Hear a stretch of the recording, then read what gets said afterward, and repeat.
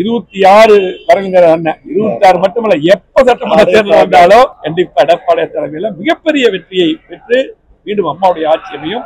அப்பொழுது கோவை மாவட்டத்துக்கு உங்களுக்கு எல்லாம் தெரியும், கோவை மாவட்டத்தில் எதுவுமே நடக்கல. மீண்டும் விடுபட்ட திட்டங்களை நாங்கள் கொண்டு வருவோம். நன்றி, வணக்கம். கோவை மாவட்டத்தில் தலைவர் அம்மாவுடைய அரசு எடப்பாடி தலைமையில எடப்பாடி முதலமைச்சராக இருக்கும் பொழுது அந்த திட்டங்கள் தான் எந்த திட்டங்களுமே இதுவரை வரல.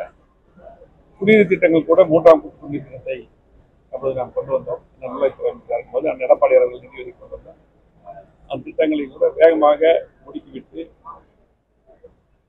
விநியோகம், தண்ணீர் விநியோகம் சீரான முறையில் சீர்படுத்த வேண்டும் என்று கோரிக்கை வைத்தோம். இதுவரையிலும் அதை செய்ய வேண்டும்.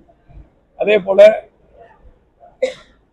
எந்த நிகழ்ச்சியும் அதிகமாக நடத்த முடியவில்லை. ஏனென்றால் தேர்தல் விதி இருக்கிறது. அதனால உங்களை சந்திக்க முடியல. பல ஊடகங்கள் ஒரு தவறான செய்திகளை இன்னும் திமுக மற்றும் பல்வேறு கட்சிகள் நம்முடைய ஐடிவி சொல்றத நிறைய பரப்பிட்டே இருக்கிறீங்க. இப்ப வந்து நிறைய பத்திரிகை நண்பர்கள் போன்ல பத்தி பேசினாங்க. நான் அதை பத்தி பேச விரும்புகிறேன். இன்னைக்கு அதாவது டெய்லியும் குறிப்பா தினமலர் பத்திரிகை உங்களுக்கு நான் இதுக்கு முன்னாடியே சொல்லியிருக்கேன். நாங்கெல்லாம் ஒரு மதிக்கக்கூடிய பத்திரிகையா இருந்துட்டு இன்னைக்கும் அந்த நிர்வாகம் அவங்கள பத்தி இப்ப என்ன நினைக்கிறாங்கன்னு தெரியல. நாங்கெல்லாம் இதுவரை, ஆனால் சமீப காலமாக தேர்தல் முன்னாடி ஒரு கட்சியை சேர்ந்து மட்டுமல்ல, எங்களை வந்து டெய்லி டேமேஜ் பண்றது ஒரு பொழுதுபோக்கா வச்சிருக்காங்க. இன்றைக்கு எங்களுடைய கட்சியை பொறுத்தளவுக்கு புரட்சித் தலைவர் எம்ஜிஆர், புரட்சித் தலைவி அம்மா, அதுக்கு பின்னால் நாங்கள் எல்லாம் தலைவராக அந்த எடப்பாடியார். ஏனென்றால் இன்றைக்கு இந்த கட்சியை, இந்த ஆட்சியை காப்பாற்றியவர் எடப்பாடியார். புரட்சித் தலைவி அம்மா அவர்கள் அம்மாவுடைய ஆட்சியை உயிரை கொடுத்து அதிமுக ஆட்சியை கொண்டு வந்தார். இன்னைக்கு பாத்தீங்கன்னா அம்மா அவர்கள் முழுமையாக எங்களுக்கெல்லாம் பிரச்சாரம் பண்ணி வெற்றி பெற செய்து உடம்பை பற்றி கூட கவலைப்பட்டார். அதுக்கு பின்னால் பல்வேறு சோதனைகள் வரும் பொழுது இந்த ஆட்சியை மீட்டெடுத்து, இந்த கட்சியை மீட்டெடுத்து, இரட்டை மீட்டெடுத்து இன்னைக்கு சிறப்பான முறையிலே எங்கள் பொதுச் செயலாளர் எடப்பாடியார் அவர்கள் 4 வருடங்கள் கிட்டத்தட்ட 2 மாதங்கள் அற்புதமான ஆட்சி நடத்தினார்கள். பல்வேறு திட்டங்கள் கோவை மாவட்டத்தில் இருக்கிற அத்தனை திட்டங்களும் அம்மாவுடைய ஆட்சியிலே அந்த எடப்பாடியார் நிதி ஒதுக்கி கொண்டு வந்த திட்டங்கள் தான். இதுவரை திமுக ஆட்சியில் எதுவுமே செய்ய 3 வருஷம் முடிஞ்சிருச்சு. சிறப்பான ஆட்சி வந்து இன்னைக்கு தமிழ்நாட்டில் இருக்கக்கூடிய அத்தனை மக்களும் முழுமையாக மீண்டும் எடப்பாடியார் முதலமைச்சர் வர வேண்டும் என்று முடிவு செய்து விட்டார்கள். அதே நாடாளுமன்ற தேர்தலும் கூட அந்த கண்டிப்பாக அது வெளிப்பாடு இருக்கும். மிகப்பெரிய வெற்றியை அதிமுக எடப்பாடியார் தலைமையிலான கூட்டணி வெற்றி பெறும். இன்னைக்கு நாங்க வந்து எடப்பாடியார் முதலமைச்சருக்கும் நாங்கெல்லாம் அமைச்சராக இருக்கும் போது பத்திரிகை எங்களை பத்தியே சுற்றி எழுதிட்டு இருந்தீங்க.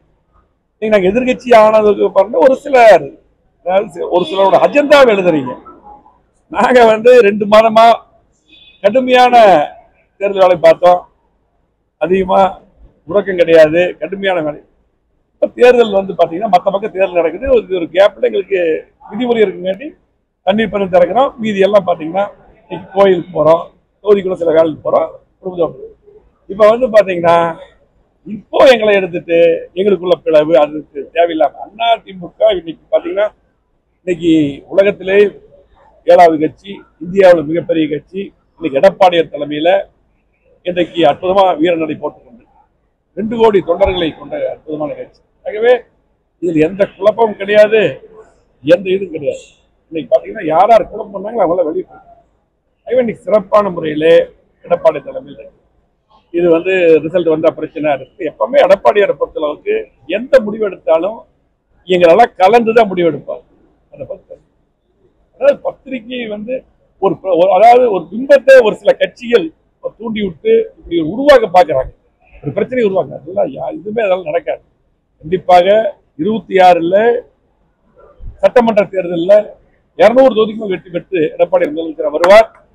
கண்டிப்பா எங்களுடைய பணி அது எடப்பாடி முதலமைச்சர் வரணும். அதுக்கு முழுமையாக எங்களுடைய பணியெல்லாம் இருக்கும். கண்டிப்பாக அதிகமான தொகுதிகளை இந்த நாடாளுமன்றத்திலே முழுமையாக கோவை, அதே போல பொள்ளாச்சி, திருப்பூர், ஈரோடு, நீலகிரி போன்ற தொகுதியெல்லாம் வெற்றி பெறுவோம்.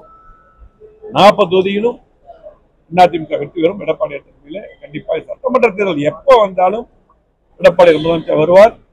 கோவை மாவட்டத்தில் 3 ஆண்டு காலத்தில் எந்த திட்டம் நடைபெறவில்லை. இன்னைக்கு திமுக ஆட்சியில் கண்டிப்பா எடப்பாடியார் மீண்டும் வந்து விடுபட்ட திட்டங்களை திமுக செய்யாத திட்டங்களை எல்லாம் மீண்டும் நாங்கள் கோவை மாவட்டத்தில் கொண்டு வருவோம் என்று சொல்லி பத்திரிகையாளர் அனைவருக்கும் நன்றி. தனி அணியாமல் தனியா எடப்பாடியார் தனியா ஒதுக்கிட்டு மற்றவர்களாம் வந்து சேர்த்து மீண்டும் தனியாக அணியா சசிகலா எல்லாத்தையும் சேர்த்து ஒரு மீண்டும் இல்ல என்ன அப்படின்னா இந்த பிரச்சனை வந்து இது கிளப்பி விடுறது யாருன்னு கேட்கறேன். தயவு செஞ்சு இந்த அப்படி ஒன்று அற்புதமா எடப்பாடியார் தலைமையில இன்னைக்கு பாத்தீங்கன்னா கூட்டணி அமைச்சாரு. இன்னைக்கு சிறப்பா எடப்பாடியாரோட பிரச்சாரம் போல எந்த தலைவரும் பிரச்சாரம் பண்ணல. இன்னைக்கு அவ்வளவு மக்கள் வந்து எடப்பாடியாரோட பிரச்சாரத்தை ஏத்துட்டாங்க. அவ்வளவு கூட்டம் இன்னைக்கு கண்டிப்பாக மிகப்பெரிய வெற்றி அதிமுக தலைமையில் எடப்பாடி வெற்றி பெற போறோம். ஆகவே இதுல வந்து வெற்றி நடை போட்டிருக்கிறோம். இன்னைக்கு வெற்றி நடை எடப்பாடி தலைமையில் போட்டிருக்கோம். இதுல மற்ற கேள்விக்கு இடமில்லை. இந்த கேள்வி கேட்கறது யாரு, இந்த பிரச்சனை கிளம்புறது யாரு? ஆகவே இதுக்கெல்லாம் முடிவு தேர்தல் வெற்றி. எடப்பாடி தலைமையில் மிகப்பெரிய வெற்றி பெறுவோம். இதெல்லாம் பதிலா இருக்கு. ஆனா வந்து இந்த பிரச்சனையை பத்திரிகையில் தான் எழுதுறீங்க. எங்களுக்குள்ளெல்லாம் பிரச்சனை. நாங்கெல்லாம் தேர்தல் வேலை பார்த்து எல்லாம் அமைதியா இருக்கிறோம். இப்போ வேலைகள் கொஞ்சம் குறைவா இருக்கிறங்காட்டி இன்னைக்கு பாத்தீங்கன்னா ஃபேமிலியோட இருக்கிறோம். இன்னைக்கு நீர்மோர் பண்றதுக்கு போறோம், கட்சிக்காரர் வீட்டுக்கு போறோம். கோயில் பாத்தீங்கன்னா நிறைய கோயில் விசேஷங்கள் நடந்துட்டு இருக்குது.